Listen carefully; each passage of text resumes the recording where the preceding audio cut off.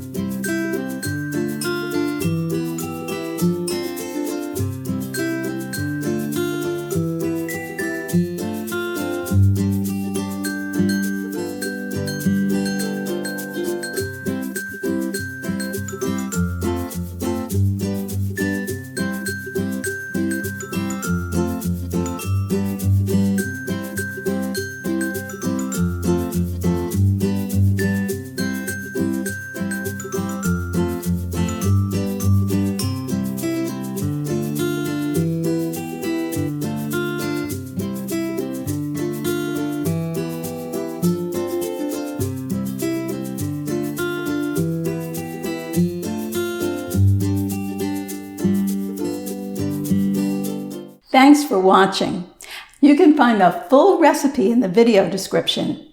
And be sure to subscribe and give this video a like if you enjoyed it. And check out more of my videos for delicious recipes you can easily make at home. See you there.